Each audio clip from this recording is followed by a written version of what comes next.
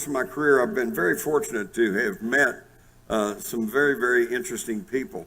And this goes all the way back because actually I've been working in newspaper work since the 50s. And I've had the opportunity to meet Dr. Edward Teller, father of the H-bomb, and J.I. Hynek, who was one of the first government debunkers of UFOs. And then over the course of his career, he shifted and he began to realize that there really was something there. Oh, and Colonel Corso, of course, most of you know about him. The interesting story there is that when I was interviewing Corso, I said, Colonel, I said, in your book, you generally leave the impression that these visitors are hostile, they're enemy. I said, what makes you think that? And he says, well, now keep in mind, he's a military man, goes all the way back to World War II. So he's a World War II vet, Cold Warrior. He says, well, they would fly over our most secret installations and we'd order them to stop. They wouldn't stop. So I go, okay, Colonel, thank you. And then he and others, of course, have argued that they may be hostile because there seems to be some good evidence that, especially back in the 60s, maybe into the 70s, that they would come over some of our nuclear installations and that the launch codes were being messed with. And of course, they took that as a hostile act. Me, I say, maybe they were saving us from blowing ourselves up, you know. And then, of course, Bob Dean, what a wonderful guy he is. In fact, I may have had the one and only really UFO experience when I was traveling with Bob Dean. So, and then we got Bruce Maccabee. Like Bruce is a photographic expert, still connected to the government, but he's got a good mind, an open mind. And Dr. Edgar Mitchell, that was pretty interesting too. I was having drinks with him one evening with a whole table full of people, and I was just itching to ask him about aliens, but I thought I didn't want to, bring up this weird subject to this great hero who sixth man on the moon, and all of a sudden somebody else brought it up. Next thing you know, we're all talking about all the alien species and things that are going on, and I just stopped, kind of got out of myself a minute and said, wow, this is incredible. I'm sitting here talking to the sixth man to walk on the moon, and we're talking about aliens just as matter-of-factly as if we were talking about the weather. So I've had a lot of experience. Bloomridge, by the way, who I interviewed, was a NASA official, and I think he read in von Däniken that von Däniken was suggesting that Ezekiel and the device that he called the Vision of God was actually some sort of extraterrestrial landing vehicle. And Bloomridge was a NASA engineer, and he said, yeah, no, that couldn't be right. So he set out to disprove that the description that Ezekiel gave could possibly be some sort of flying vehicle. And to his complete surprise, he found out that actually it fit quite well, complete to the caster-like wheels and rotating wheels and things. And so he wrote a book, I think, called The Spaceships of Ezekiel, and he became a big believer too. So these are just some of the people that I've had a chance to talk to, including my friend Dave Hodges, who his dad was one of the, it was not a paperclip Nazi scientist, but worked with the paperclip Nazi scientist. And he can explain to you about, there was a third space program going on. We heard about the Russians, and they were building heavy lift rockets that could put big payloads up into space. And that's why they were the first with the first satellite, Sputnik, the first dog, Laika, the first woman in space, first man in space, first man to orbit the Earth, because they were able to put big payloads up there. On the other hand, the United States space program, we were concentrating on computerized, miniaturized equipment, trajectories, and the technical, the software aspects of it. And so what nobody understands is that the Nazi scientists in Russia, the Nazi scientists out at El Paso, who were given every weekend free passes to Mexico, they go into Mexico and mail letters to their counterparts. Nobody was watching over them. So these Nazi scientists were in touch with each other, and they were putting the two aspects together to create a third space program, one that combined the heavy lift capability of the Russians with the software capability of the U.S. So this is where the third alternate space program came into being. And of course, I'm not going to go big into Operation Paperclip. I've talked before here on the rise of the Fourth Reich. If you read my book, more and more is now coming out substantiating everything I wrote. They recently found an underground facility in Czechoslovakia, or the Czech Republic, which used to be Czechoslovakia, and it was a Nazi base. And in there, they found, using ground penetrating radar, what appears to be, it looks exactly like the same configuration of Little Boy. Little Boy, of course, was the atomic bomb that we used to drop on Hiroshima. And so apparently we have located where the Germans have stashed some of their nuclear weapons. In my book, Rise of the Fourth Reich, you'll hear how they had used they'd used a chemical process for refining and enriching uranium, while we were still using the centrifuge, which was slow, inefficient to enrich uranium. And at the beginning of 1945, Roosevelt was told that we only had enough enriched uranium for one atomic bomb. And of course, we had to test it. Oh, bad. And of course, then they did test it. It did work.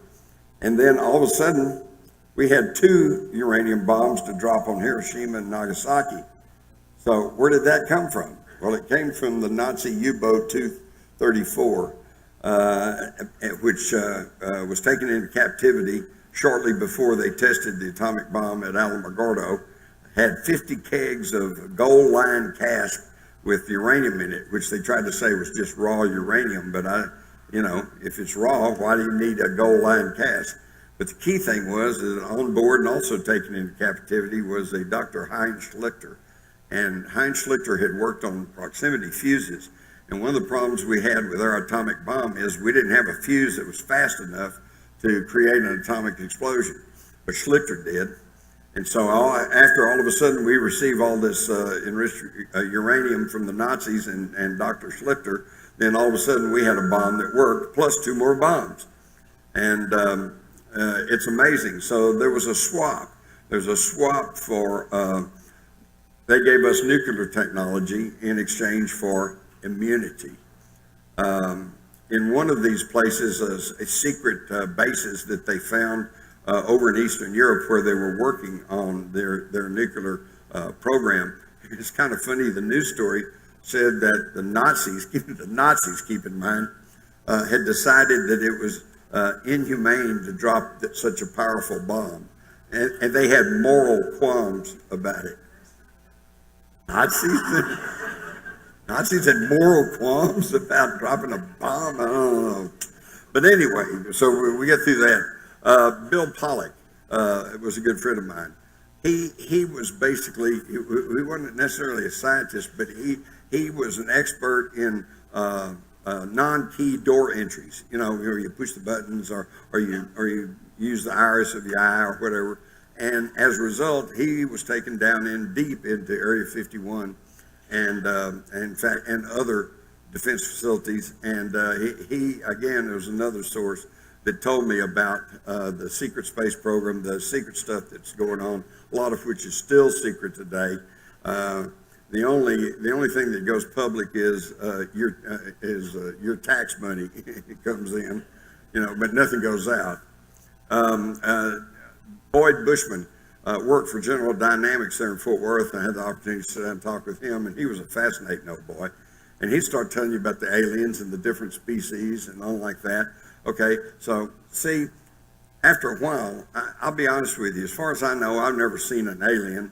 I know some people I wonder about, but as far as I know, I've never actually met an alien. As far as I know, I can't even actually say that I've seen a UFO for real. I've seen some strange lights in the sky, but I wouldn't try to convince anybody what that is. But meeting people like this, and in my experience over the years, talking to pilots, both military and civilian, and police officers and air traffic controllers, military people, after a while, you just have to say, look, all these people aren't lying, and all these people aren't making stuff up. So this is how that I began to realize that it's all very real. Richard Thielman, fascinating case here. He's now in hiding, and his military records have been scrubbed, even though you can see that he's in this military uniform with all these declarations, which is a violation of the federal law, by the way. And so if he was a phony, he should have been arrested long before now. But I know for a fact that the FBI showed up to talk with him because they were those who believed his story was so wild that it had to be untrue. And so they sicked the FBI on him, and they came and talked to him, and they just went away, and nothing happened. So I'm pretty confident that Richard is one of these men who, as they say, has been sheep-dipped. That's the term for when you're in the military, but then officially you're out of the military, but unofficially you're still in the military. And Richard, who I met personally, showed me he had a scar running from the bottom of his neck all the way down to below his navel, and really blew me away, because about the only time I've seen a scar like that is when I sat in on autopsies. But he was still alive, so it wasn't an autopsy scar. And he told me that he had been operated on so that he could handle the atmosphere when they sent him to a facility on Venus. Venus, of all places, okay? So here's all this stuff, and so I know that there's something going on, just like most of you know something's going on. In fact, Tillman was one of the naval officers who, you may recall several years ago, that there was a brief blurb in the media about the fact that they were holding briefings at the United Nations, and they were bringing in representatives of all these other countries, and they were saying, that disclosure is coming, and you need to brace your populations for the idea that, we're not alone, and that this is all going to be happening. And of course, as soon as that news leaked out, they started trying to deny, oh no, that's not happening. But then we know it is, because these various people, some of whom were there, some of whom were writing about it, they all knew it was real. And of course, Richard Tillman was one of the debriefers. I love this. This is standard man for the Army. He has built his own personal little office space to look like the command deck of the Starship Enterprise. So do you think this guy is into space or what? So the remote viewing aliens. How many of you know what remote viewing is? Almost everybody. That's good. So I can kind of skip through some of this. Putoff, who kind of got the ball rolling along with Ingo Swann. This is a psychic ability, which we used to call clairvoyance. It's the ability to see persons, places, and things at a distance without your normal five senses. And I'm here to tell you that I don't care what you hear or what you read, it works. And I know it works because I've done it. In fact, I even taught remote viewing for a time. I even went to Battelle Institute in Ohio and taught some of those engineers how to remote view. That was a pretty interesting adventure. But the very first time that I even thought about remote viewing, I'd heard about it, and I knew what it was supposed to be. And I was going out to New Mexico and was told that I was going to the headquarters of this company. So I thought, well, I'm going to try this, I had a head start on it because way back in the early 70s as a reporter, I'd done a story on transcendental meditation. And the guy that I was dealing with said, he kept trying to explain it to me, and me with my Southern Baptist background, I'm going, what? And he finally explained, look, you don't have to believe anything. He said, if you'll follow these protocols, you can get into a good meditative state. And so I did. I took the program, and I ended up with a diploma saying that I could transcendental meditate. And it really has been a great boon over the years. If I get really stressed out, or if I'm all uptight, or I can't seem to collect my thoughts. I'd just sit down and meditate for a while, and everything kind of comes together. So I already had that down. So I said, okay, I'm going to sit down and meditate and see if I can remote view. And so I was thinking, okay, what am I going to look at? I want to know what this office looks like.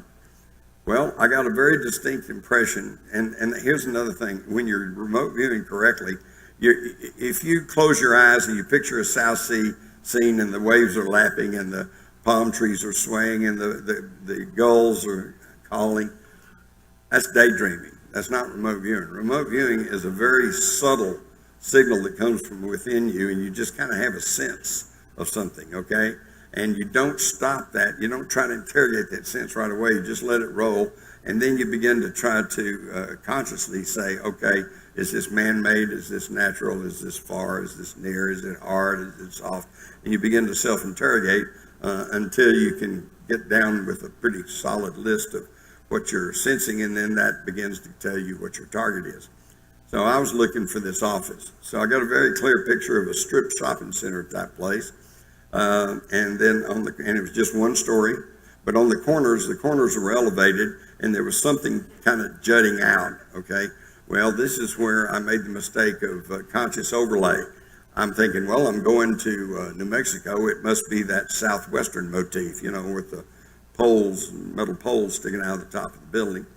But then I got a picture of the floor plan, and I actually sketched it out and even made notes saying entry or reception desk, hallway, conference room.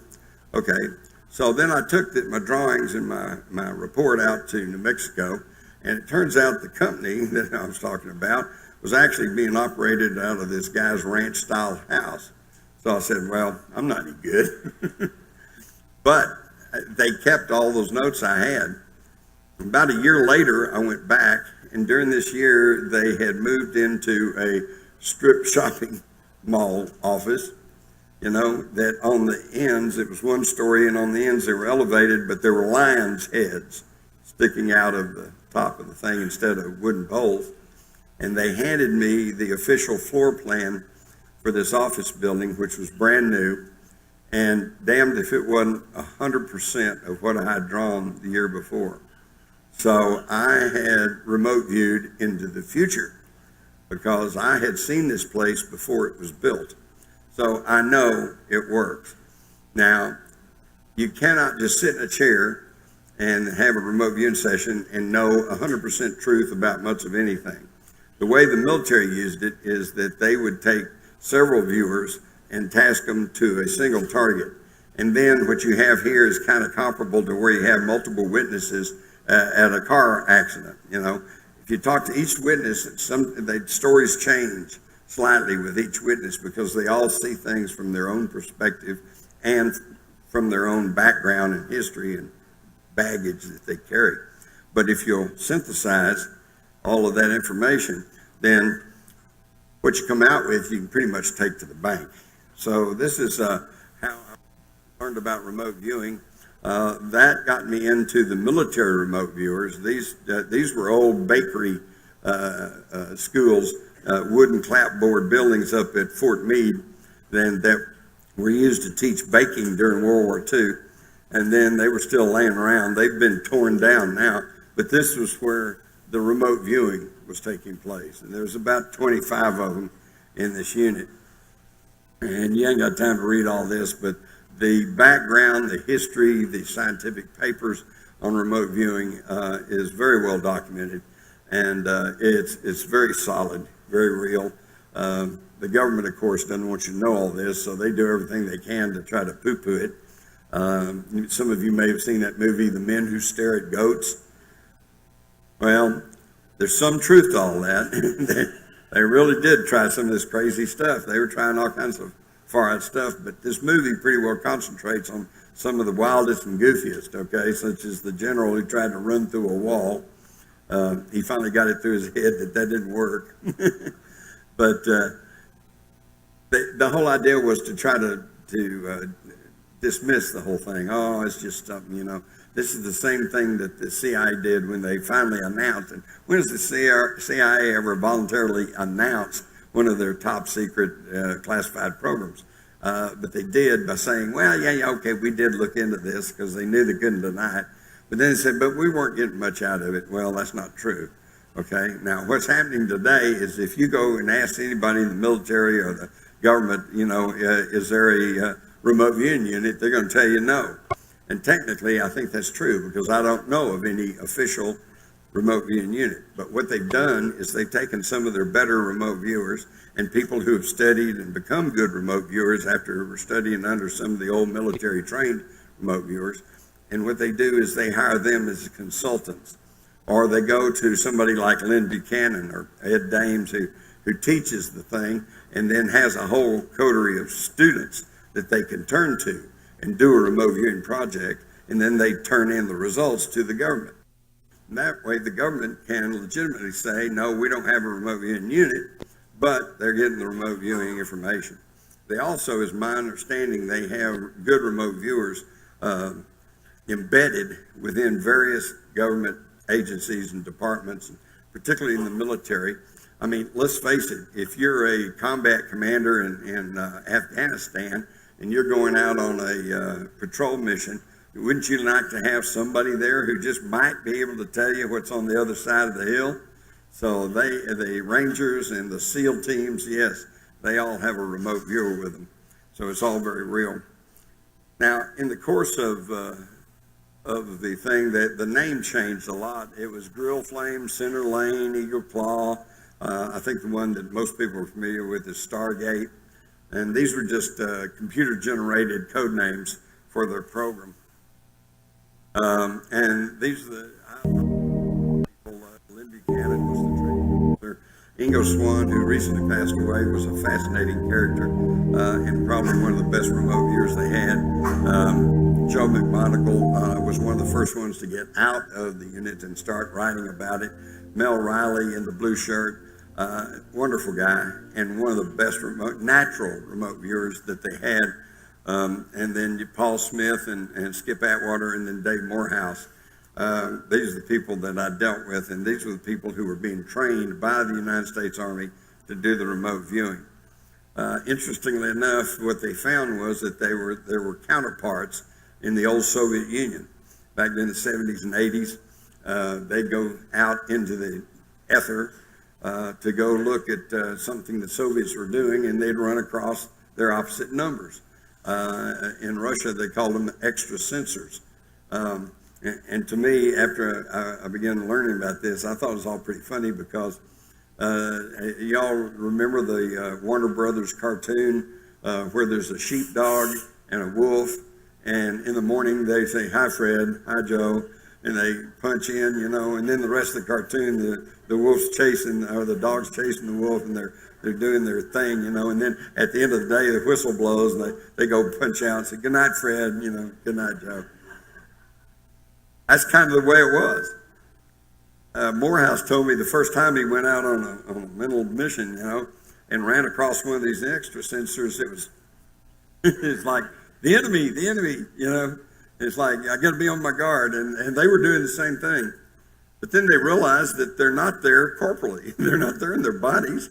There's not going to be any fight. They can't do anything to each other. So after a while, it was just like, "Oh, hey, how are you? Okay, see you, okay." It seems strange, but that's the way it worked. Another thing is that they were never officially tasked to go look at UFOs. And that makes sense because the government, of course, then and to a good extent now, just denies that even exists. So, they couldn't very well say, "Oh, well, UFOs don't exist," but then, by the way, you guys go look at them. So they never were officially tasked to go look at UFOs. But I can guarantee you every single one of the military-trained remote viewers came into direct contact with the UFOs. They all know they're real, and they all had their personal experience with them. Now, some of them will tell you all about it. Some of them will guardedly tell you a little bit. Some of them guardedly dance around the subject, and some of them won't talk about it. I remember a couple of them that I tried to talk to, and about the best I could get is, well, we did encounter some anomalous subjects, You all know what anomalous means, right? That's the scientific term for WTF.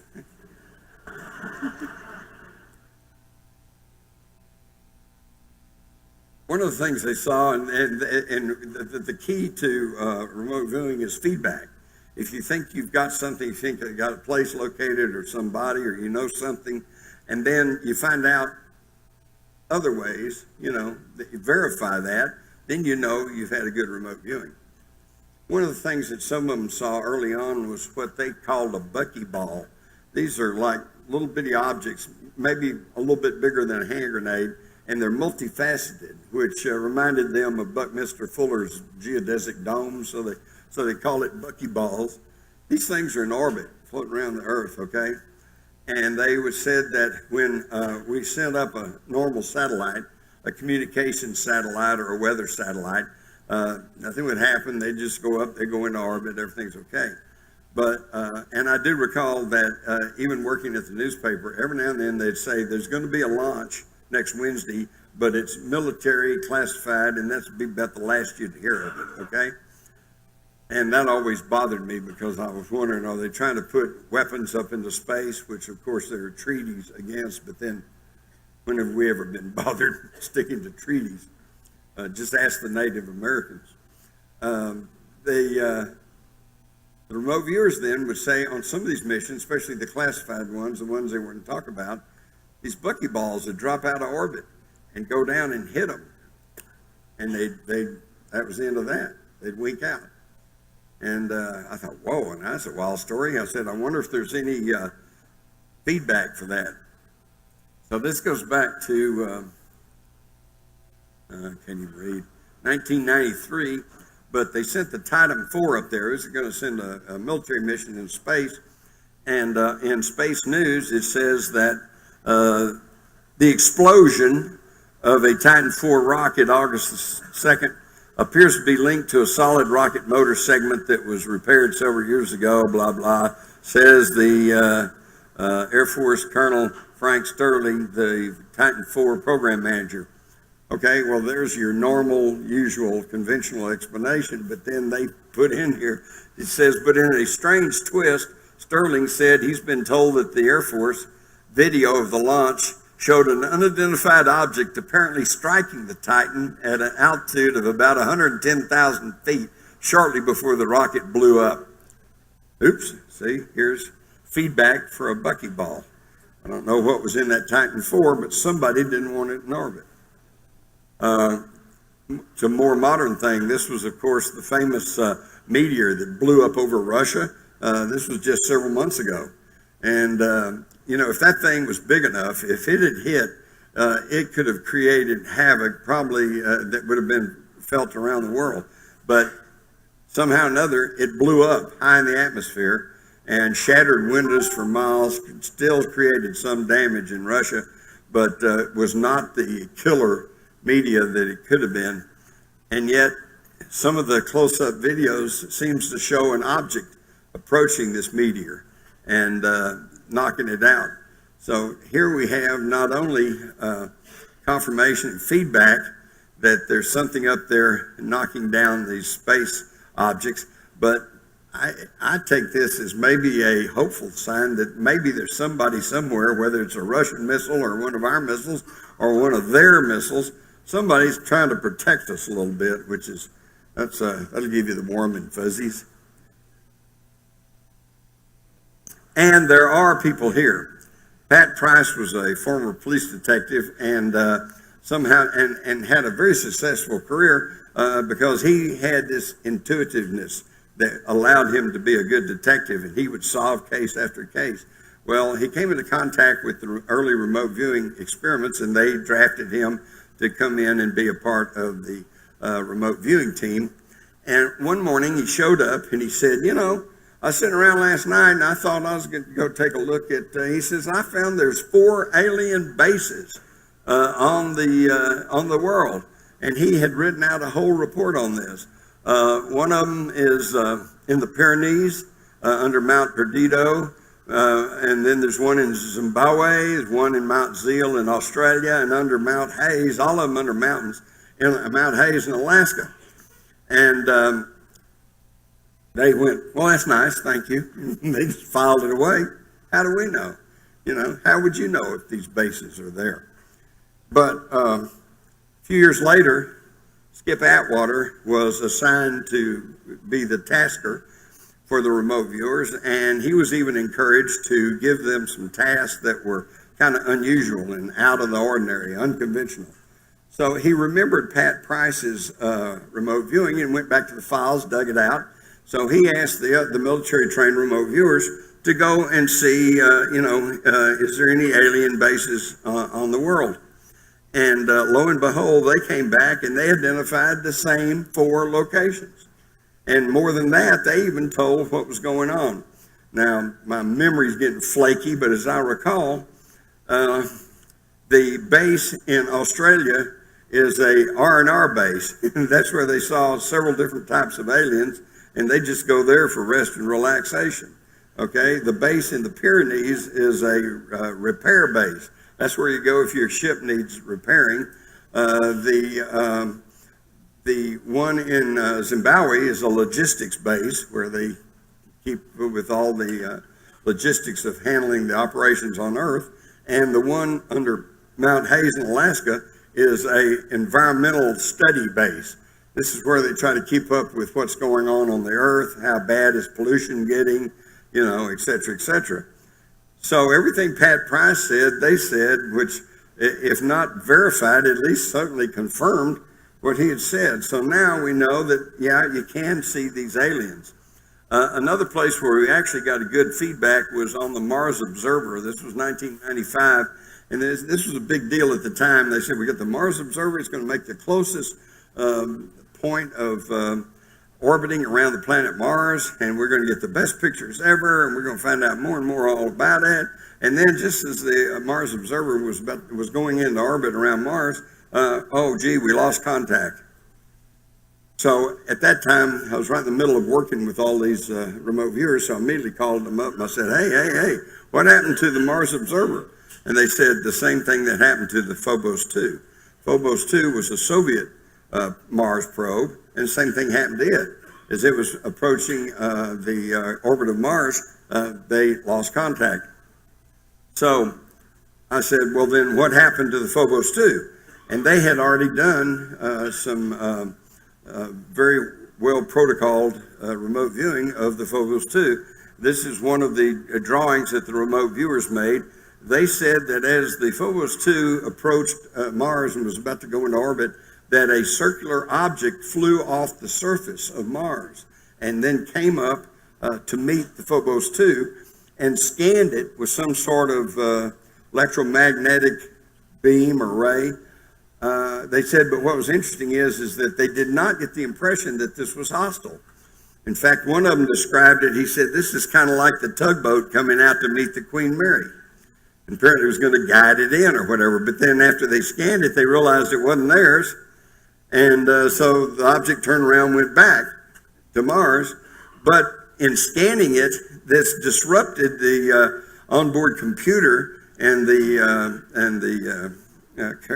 command over the Phobos 2, and they lost control of it, and it just spun in and burned up in the atmosphere in Mars. And so I said, and so that's what happened to the Phobos 2? And they said yes. And here is a blow up of what they see on the big circle. That represents Mars. The one over here that's got a little circle around it, that was the weird object that they saw coming out and approaching it. As you can see, it's not really perfectly circular.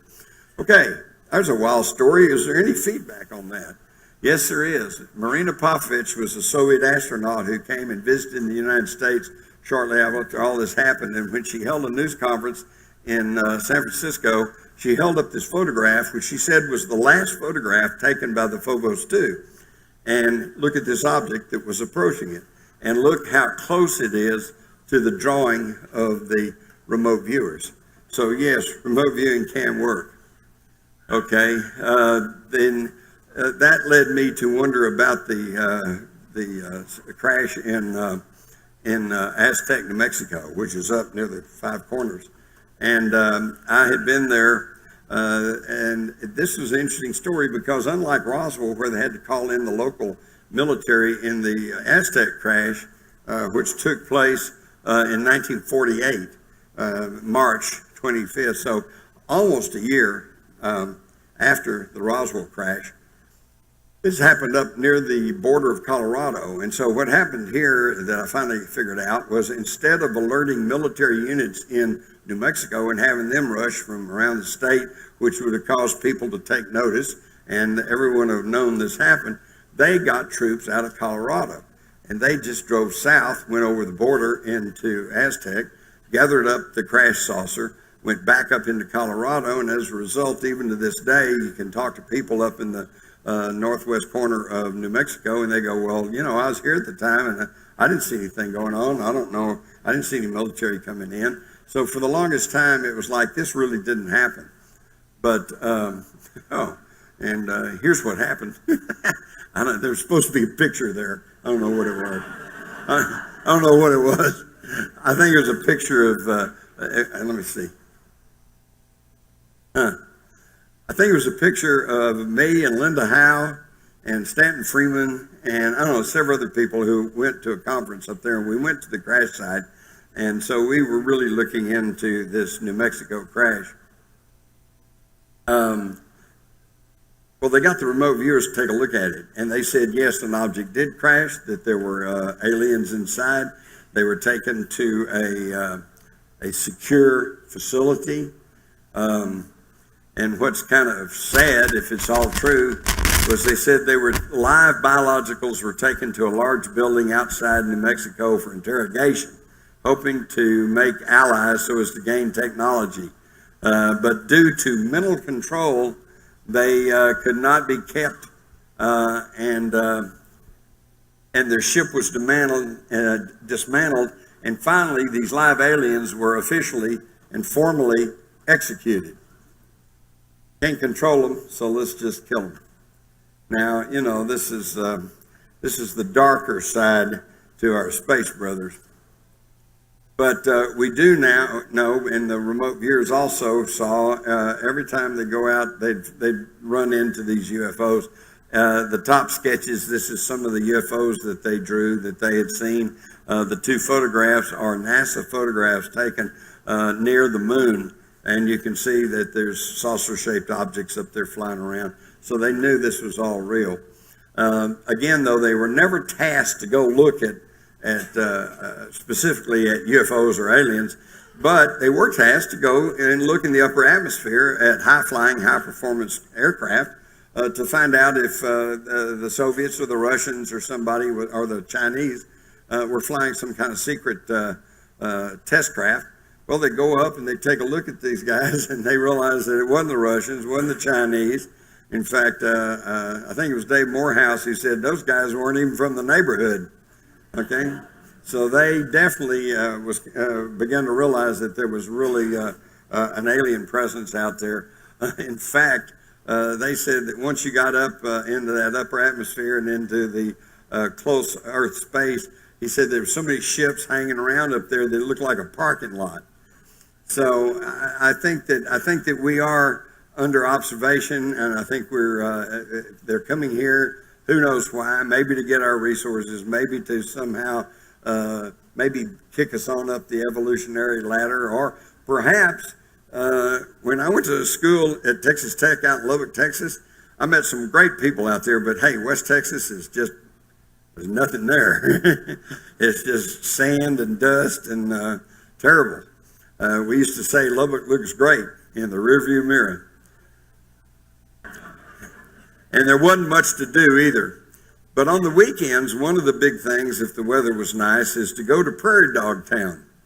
And they had a big, vast prairie dog town out on the edge of town, and everybody would go out there and park their cars in a row, and then you go sit on your hood or your fender and watch the prairie dogs. You know, look at that one. Isn't he cute? You know, look at this one going over there. Oh, they're fighting with each other, you know.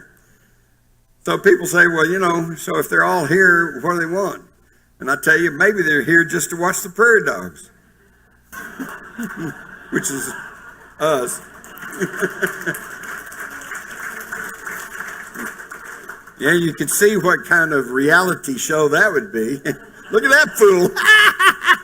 Oh, man, look at that lady. Oh, come on. You know, yeah, there could be a pretty good show there. So, but then, and they also, of course, have said that they saw these diverse species. The ones we know, the small grays, the taller grays, the Nordics, the reptilians, and the praying mantis type, So again, just more verification. I'm not telling you anything that most of you all already probably don't know. So they got to talking among themselves because, again, none of this was officially sanctioned. But they saw these things coming and going, and they said, is there some kind of central control? Are they all just, buzzing around doing their own thing, or is there some kind of command structure? Is there some kind of central authority? For want of a better expression, is there Galactic Federation headquarters? And so they took it upon themselves, and I think Mel Riley was the one who drew the black bean, to go and do a session to find out if he could go to Galactic Federation headquarters. And it's really amazing because his mind was just almost immediately taken to this high mountain range. Said the atmosphere was very thin. There was a very still, beautiful blue lake on kind of a plateau. His AOL, his analytic overlay, said that it was kind of like Lake Titicaca down in South America. And nearby on a plateau was a giant pyramid with a causeway ramp going up into it, and he was drawn to that. And so he went there, and there were two obelisks on either side. Even when he was telling me about this, I'm thinking Egypt. It just sounded very Egyptian to me. And he said that the whole time he had a feeling of warmth, friendship, that almost like I'm home, and that he went up the causeway, went inside, and inside was a dais or some sort of platform, and he lay down on it and had a very pleasurable feeling there. And he said there were robed figures standing around, but he didn't sense any hostility. And he said the place was lit, but he couldn't tell where the light was coming from. So he saw a very definite place that in his mind was some sort of galactic headquarters. A couple of the other ones went to a similar type place, but they had even more description. They said there was giant beings that looked pretty human, but they were huge, and they were sitting in these big throne-like seats. And that along one wall was a wall of apparently some sort of dials or equipment, and that there were people, human-sized people, operating these dials and whatever this equipment was. So that was all pretty fascinating. But of course, on something like this, you don't get the feedback. I can't tell you if that's true or not, but it's certainly interesting.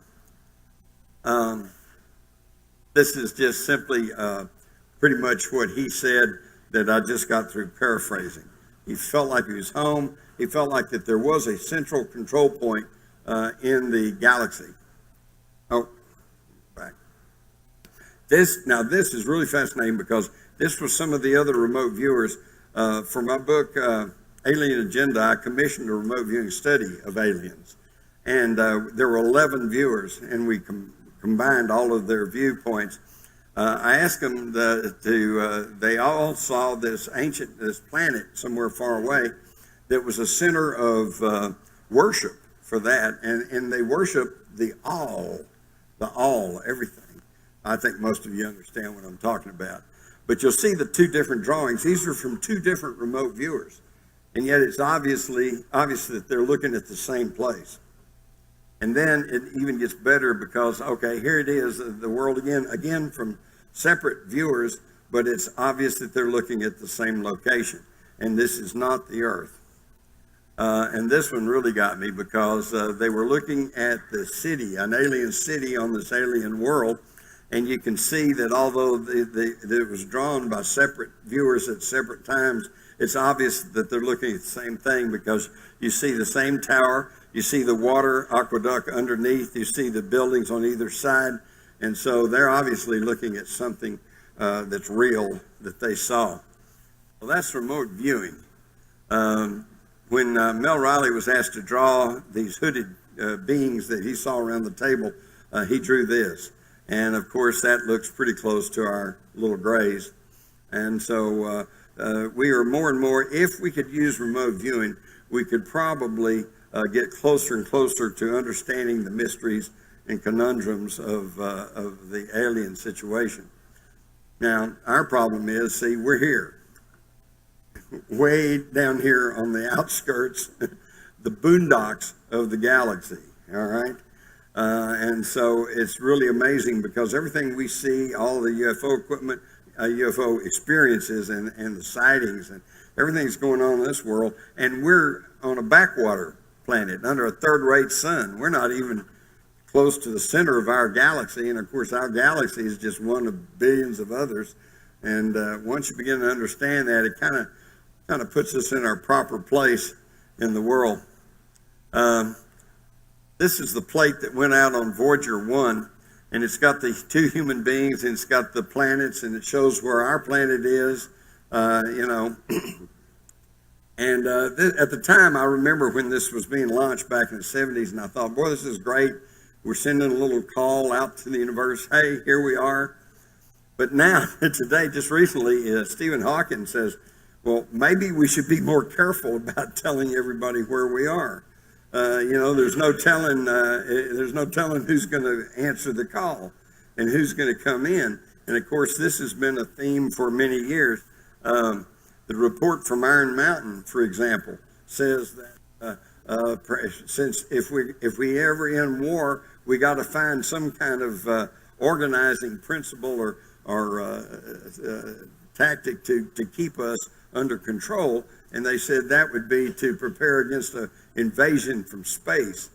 In fact, some of you probably have heard my friend Carol Rosen, who was head of Fairchild's and had worked with Werner von Braun back in the 70s, and she said he told her back in the 70s that the common enemy then was international communism. He said, but it's all phony. He said, when that doesn't work anymore, he said it'll be terrorists probably from the Middle East. Well, that's where we are now. And he said, when that doesn't work anymore, it'll be a threat from space. He said, but it's all phony. And I think that's true. Obviously, we don't have to be worried about some threat from space, because if that's the case, all of you know enough. You've been here, you've heard Sitchin, you've heard von Daniken, you've heard me and a lot of others.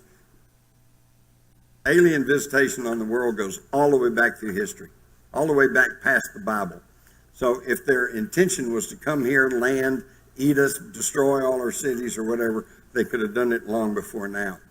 So I mention this because if in the near future we say, oh, they're here, you know, be careful.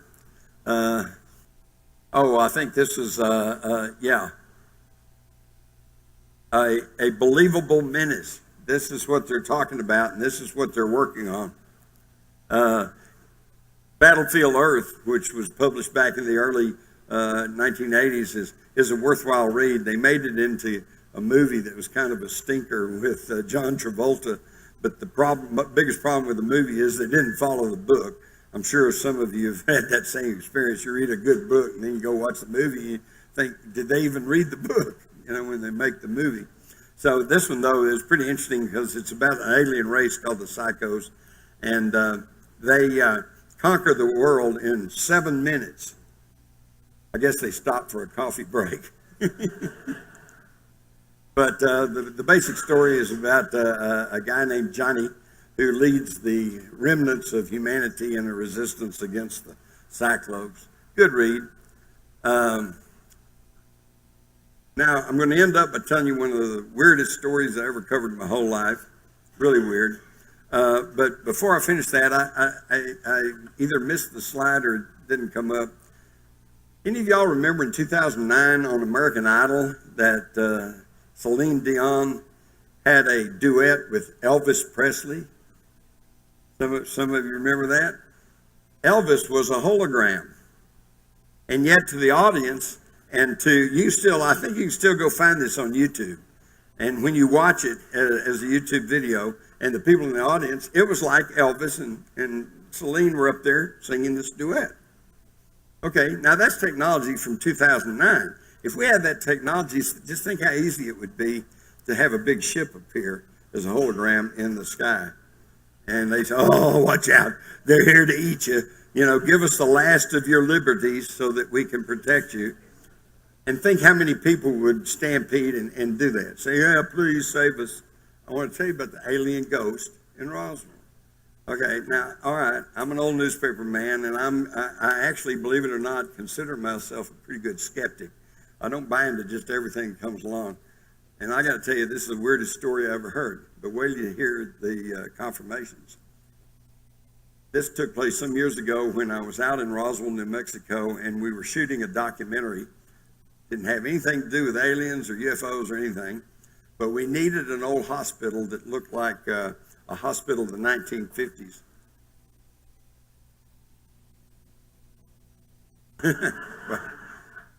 Wow, a Jim Mars animation.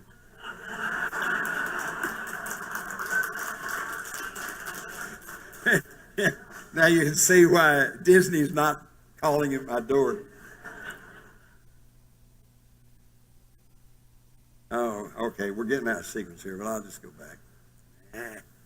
Oh, yeah, we're going to see it again. Wow. All right.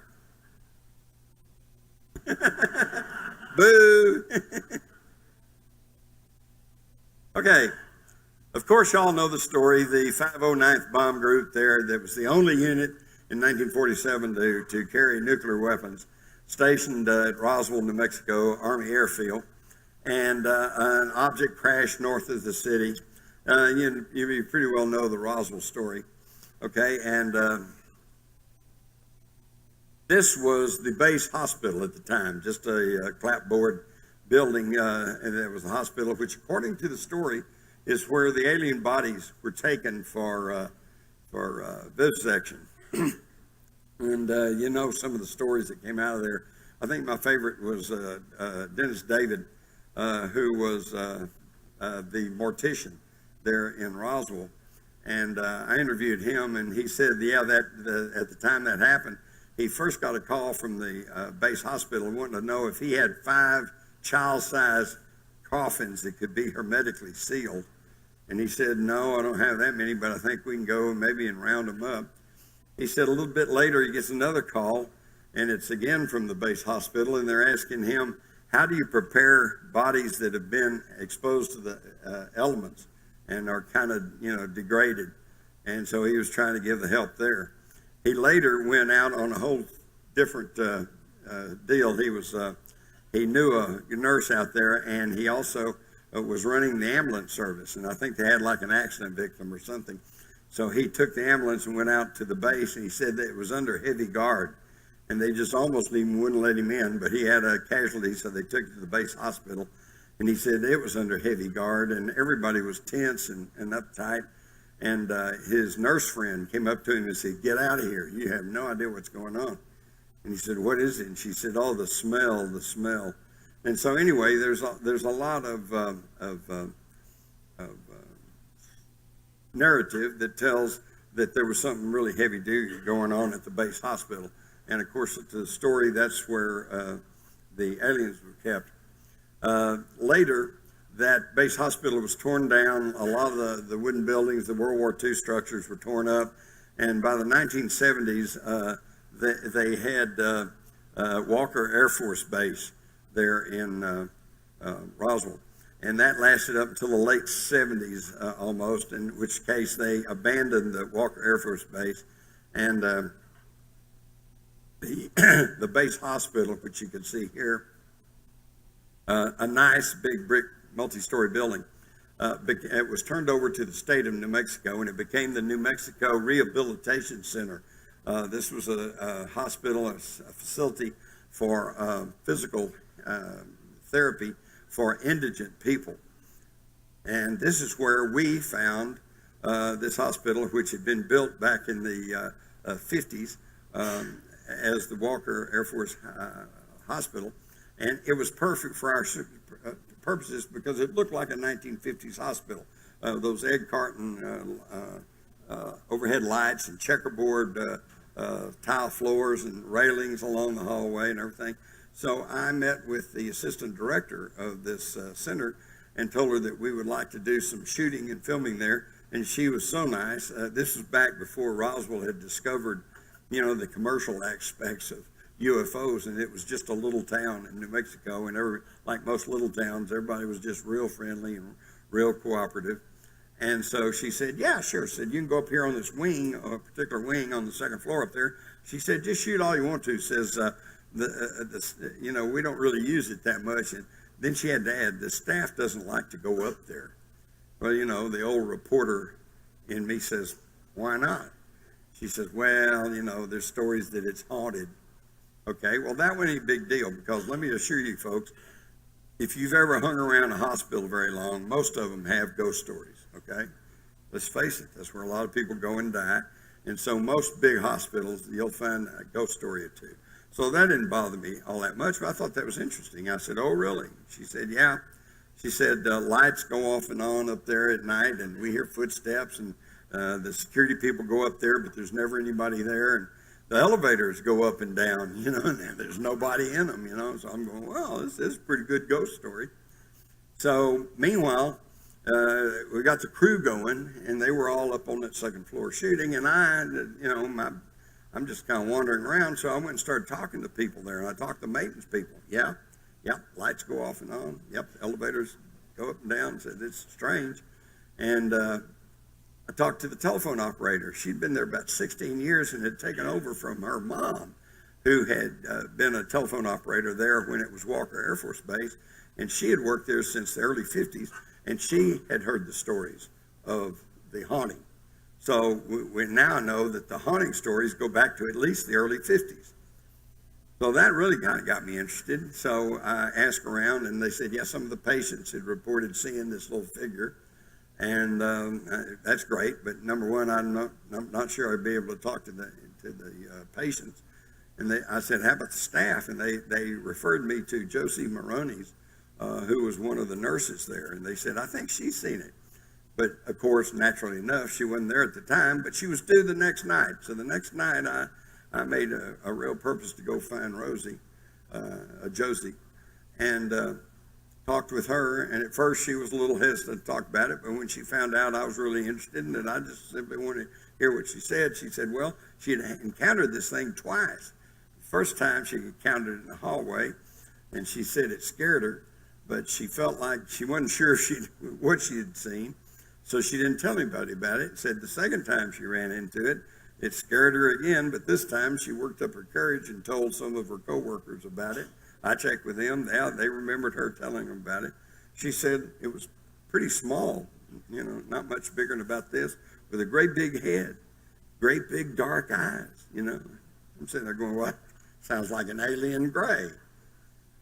Well, why would we have an alien gray ghost in this hospital in New Mexico? Well, here's the hallways. And so years later, I was there with another crew that included some psychics. And we were talking about the ghost, and these two girls that were the psychics says, well, he's here now. I said, oh, where is he? It's kind of hard to see, but on the left-hand thing, you see the glare on the windows back there. These are steel cabinets built into the wall for medicines and stuff. You see them in all the hospitals. And they said he's standing right in the middle of that display case. And so we had another fellow, Joshua P. Warren. I don't know if you know him, but he's got all these little equipment and counters and measures and Gauss meters and everything else. And he went running over there, and he was checking for energy surges. And as he ran his equipment across the front of this metal medicine cabinet, he goes beep, beep, beep, beep, beep, beep, beep, beep, beep, beep, beep, beep, beep, beep, beep, beep, beep. Right there in the center where the psychic said the ghost was standing. So I never saw him, but there's indication that something was there. Okay, so now we're really fired up. So we go and get maps of the old Roswell Army Airfield, and then we get a satellite photograph of this place. And guess what? The second floor of the New Mexico Rehabilitation Center just happened to be at the exact same location as the Roswell Army Airfield Hospital, where they said they took the aliens. And so here at this exact spot is where all of this haunting's going on, and where Josie had seen the little figure, which she said, it's not human. Okay? Now, that's all I can tell you, but that's a heck of a story. And I know, see, if I just jump in and say, hey, there's an alien ghost in Roswell, y'all would probably throw cabbages at me and run me out the door. But I'm telling you, there's something going on there. And we had the whole crew there. In fact, we had a contract with Discovery Channel, and we were going to do a whole program on this. We had the film crews out there. We turned off all the air conditioning. We were there one night. We got in some of the rooms where this entity had been seen. We got video of little balls of light floating through the air. We got noises, crashing sounds and stuff where there wasn't anything going on. We got pictures of lights coming on where there were nobody up there. We got this whole thing documented, and the Discovery Channel scrapped it. It was too real. They didn't want that. So for any of y'all who watch these things like Ghost Hunters or whatever, man, when I look at those things, I just laugh because it's all like, watch out, we're going in this room. Oh, no, well, there's nothing here now, but you know, we got the goods. We had the real stuff, and they wouldn't air it. So that's what you get.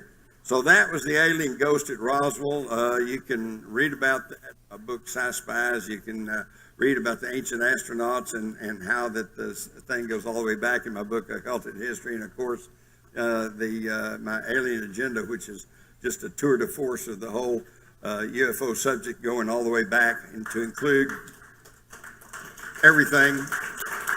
Thank you.